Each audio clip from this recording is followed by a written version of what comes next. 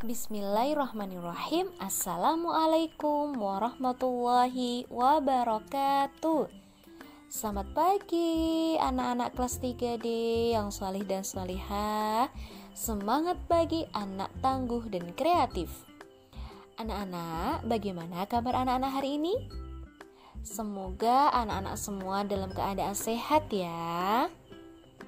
Nah, anak-anak, walaupun saat ini anak-anak sedang melaksanakan ibadah puasa, namun anak-anak harus tetap semangat untuk belajar dari rumah, ya.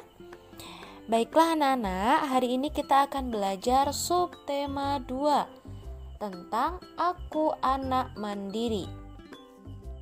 Pramuka diajarkan untuk bersikap hidup mandiri. Di kepramukaan, kita diarahkan untuk dapat melakukan kegiatan sehari-hari tanpa bantuan orang lain. Selain itu, keterampilan yang dipelajari di kepramukaan dapat menjadi kecakapan hidup yang berguna di kemudian hari. Mari bersikap hidup mandiri. Dengan bersikap hidup mandiri, aktivitas sehari-hari dapat dilakukan tanpa harus merepotkan kedua orang tua. Nah, sekarang coba anak-anak buka buku paketnya halaman 43. Kita masuk pada pembelajaran 1 ya. Di sini ada kegiatan ayo membaca. Kita baca bersama-sama ya anak-anak ya. 1, 2, 3. Pramuka yang mandiri. Coba kamu cermati isi Dwi Dharma Pramuka. Dwi Dharma Pramuka mengajarkan kita agar selalu berbakti kepada ayah dan ibu serta selalu berani dan tidak putus asa. Bagaimanakah cara untuk menjalankannya? Salah satu cara untuk menjalankannya adalah dengan belajar bersikap mandiri. Mandiri adalah mampu melakukan kegiatan hidup tanpa bergantung kepada orang lain. Saat akan berlatih pramuka, kita menyiapkan seragam dan sepatu sendiri. Kita siapkan seluruh kelengkapan kita seperti topi, kacu, dan bekal sendiri. Dengan bersikap mandiri, kita telah membantu ayah dan ibu. Membantu ayah dan ibu merupakan salah satu cara berbakti kepada mereka. Untuk dapat mandiri, kita harus mau mencoba melakukan sesuatu sendiri. Bila hasilnya belum memuaskan hati, kita tidak boleh berputus asa.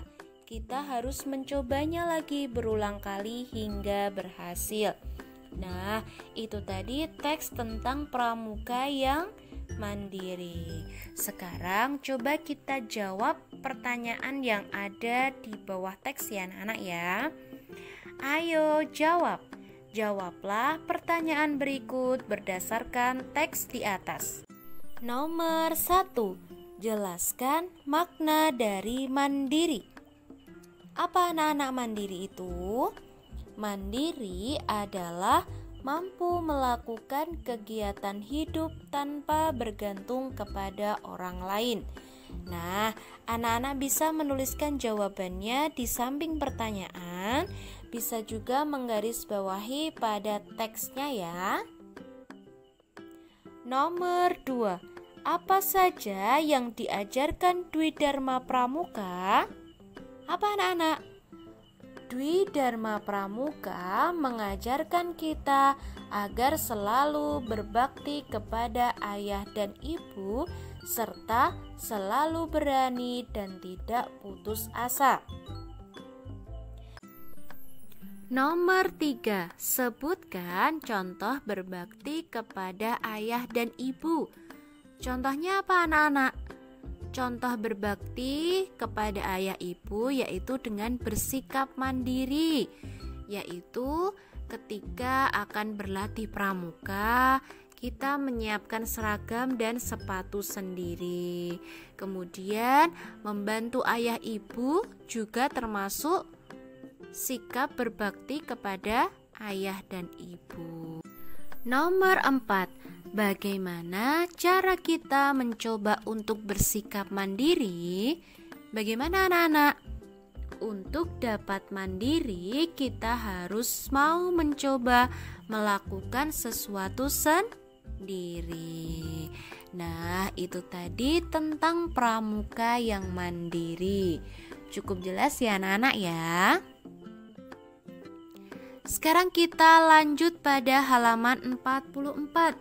Di sini ada kegiatan ayo berlatih.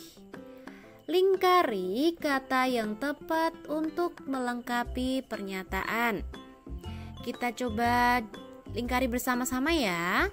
Nomor 1, anggota pramuka dilatih agar dapat bersikap mandiri. Nomor 2, mandiri berarti melakukan kegiatan hidup tanpa bantuan orang lain. Nomor 3, saat mencoba untuk mandiri, kita tidak boleh berputus asa.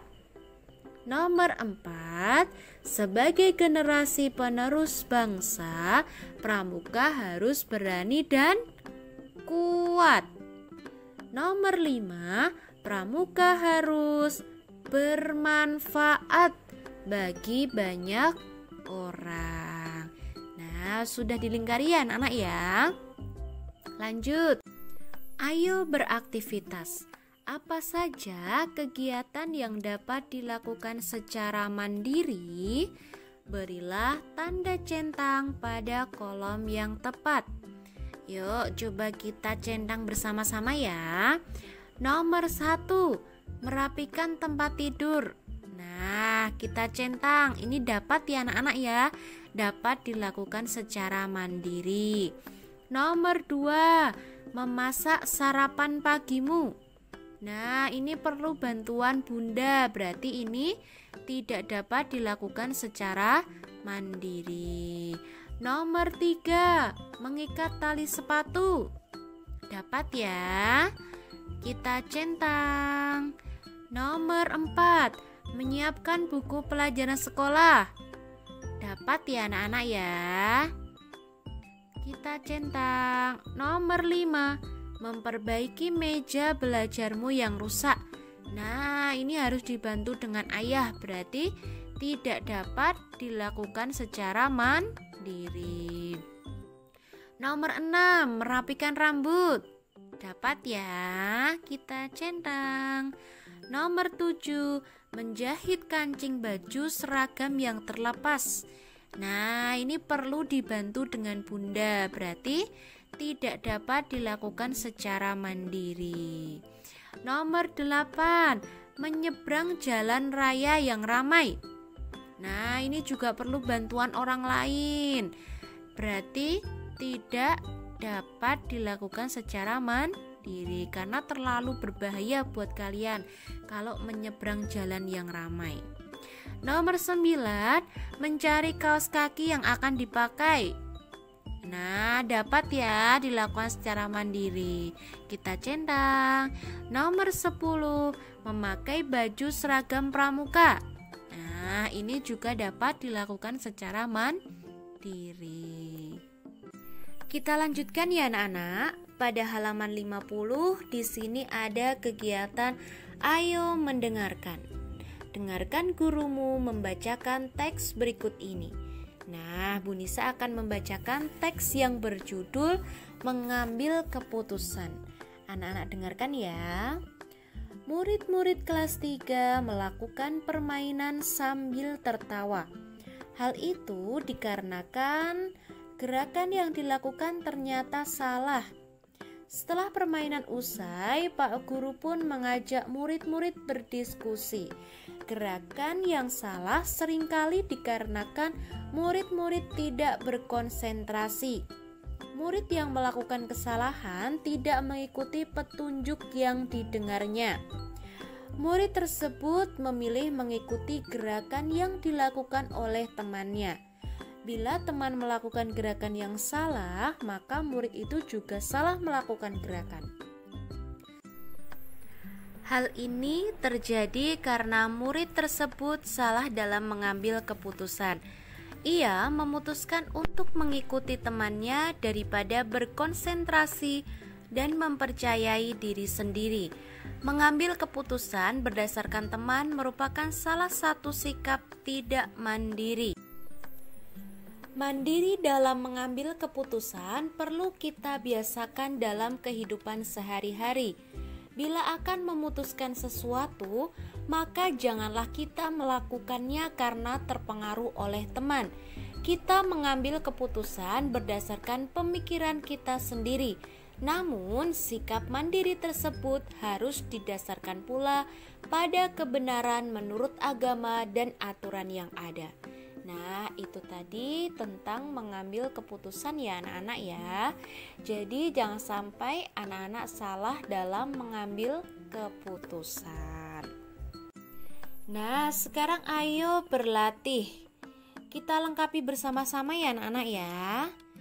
Lengkapilah pernyataan dengan memilih kata yang tersedia di dalam kotak. Nomor 1, setiap orang memiliki titik-titik dalam mengambil keputusan untuk dirinya. Apa anak-anak jawabannya? Kebebasan. Nomor 2, dalam mengambil keputusan kita tidak boleh titik-titik oleh teman. Apa? Terpengaruh. Nomor 3, kita harus titik-titik terlebih dahulu sebelum mengambil keputusan. Apa anak-anak? Berpikir. Nomor 4, kita tidak boleh titik-titik orang lain dalam mengambil keputusan. Memaksa. Nomor 5, keputusan harus berdasarkan titik-titik agama dan aturan yang ada. Apa anak-anak jawabannya? Kebenaran. Ya. Sekarang di sini ada kegiatan ayo menalar. Bacalah cerita berikut ini. Di sekolah, murid-murid sedang menggemari sebuah mainan baru. Mereka beramai-ramai membeli mainan itu. Kamu pun ingin membelinya karena tidak ingin dianggap anak ketinggalan zaman. Namun, kamu juga ingin membeli tas baru. Uang tabunganmu hanya cukup untuk membeli tas baru. Keputusan apakah yang akan kamu ambil? Tulis keputusanmu pada tempat berikut. Nah, silakan anak-anak memilih keputusan yang akan diambil. Mau membeli tas atau mau membeli mainan baru? Silakan ditulis di sini beserta alasannya ya anak-anak ya. Sekarang kita buka halaman 52 ya anak-anak ya. Ayo belajar. Setiap orang berhak untuk bersikap mandiri dalam mengambil keputusan bagi dirinya. Namun, untuk kepentingan orang banyak, mengambil keputusan sendiri tidak berlaku. Keputusan untuk kepentingan orang banyak harus diambil berdasarkan pemikiran banyak orang pula. Untuk itu diadakan musyawarah. Bermusyawarah merupakan salah satu ciri bangsa Indonesia. Dari sejak dulu, nenek moyang kita selalu bermusyawarah dalam memutuskan masalah bersama. Bermusyawarah sesuai dengan pengamalan sila keempat Pancasila. Sila keempat berbunyi, kerakyatan yang dipimpin oleh hikmat, kebijaksanaan dalam permusyawaratan perwakilan. Simbol sila keempat adalah kepala banteng. Kepala banteng dipilih menjadi simbol sila keempat karena hewan banteng senang berkumpul bersama kawannya. Sila keempat memberikan tuntunan untuk selalu mengutamakan kesepakatan bersama dalam mengambil keputusan. Selanjutnya, keputusan yang telah diambil dilaksanakan secara bersama-sama. Seluruh peserta musyawarah beserta orang-orang yang diwakilinya wajib melaksanakan hasil keputusan musyawarah tersebut. Sekarang coba kita jawab pertanyaannya ya anak-anak ya. Jawablah pertanyaan berikut berdasarkan teks di atas. Nah, anak-anak boleh menuliskan jawabannya pada buku tulis atau boleh juga dengan menggaris bawah teksnya ya. Nomor 1, siapa saja yang berhak bersikap mandiri dalam mengambil keputusan? Siapa anak-anak? Setiap orang berhak untuk bersikap mandiri dalam mengambil keputusan bagi dirinya. Nomor 2, mengapa musyawarah menjadi salah satu ciri bangsa Indonesia? Mengapa anak-anak? Karena dari sejak dulu nenek moyang kita selalu bermusyawarah dalam memutuskan masalah bersama. Kemudian nomor 3, sebutkan bunyi sila keempat Pancasila. Bunyinya apa anak-anak? Sila keempat berbunyi kerakyatan yang dipimpin oleh hikmat, kebijaksanaan dalam permusyawaratan perwakilan. Lanjut nomor 4, tuntunan apa yang diberikan oleh sila keempat Pancasila? Sila keempat memberikan tuntunan untuk selalu mengutamakan kesepakatan bersama dalam mengambil keputusan. Kemudian nomor 5, siapa saja yang wajib menjalankan hasil keputusan musyawarah? Siapa? Seluruh peserta musyawarah beserta orang-orang yang diwakilinya wajib melaksanakan hasil keputusan musyawarah tersebut. Nah, sampai di sini anak-anak sudah paham ya? Kita lanjut halaman 53. Nah, bagaimana sikapmu? Coba kita isi bersama-sama ya anak-anak ya. Beri tanda centang yang sesuai dengan sikapmu. Yuk, nomor 1.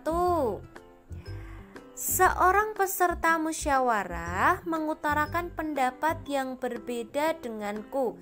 Sikap yang akan aku lakukan adalah mendengarkan dengan seksama, tidak akan mendengarkannya. Sikap yang sesuai yang mana? Ini ya anak-anak ya, mendengarkan dengan seksama. Nomor 2, dalam diskusi kelas terjadi perdebatan yang sengit. Sikap terbaikku adalah memihak kelompok yang sama dengan keinginanku, mengajak semua untuk mencari kesepakatan. Nah, sikap yang tepat yang mana anak-anak? Yang kedua, yaitu mengajak semua untuk mencari kesepakatan. Lanjut nomor 3. Beberapa teman tidak mau melakukan hasil musyawarah. Sikap yang akan aku lakukan adalah mengingatkan mereka agar mematuhi hasil musyawarah. Membiarkan saja karena mereka tidak hadir dalam musyawarah. Nah, sikap yang tepat adalah yang pertama, yaitu mengingatkan mereka agar mematuhi hasil musyawarah. Nomor 4, musyawarah merupakan salah satu ciri khas bangsa Indonesia.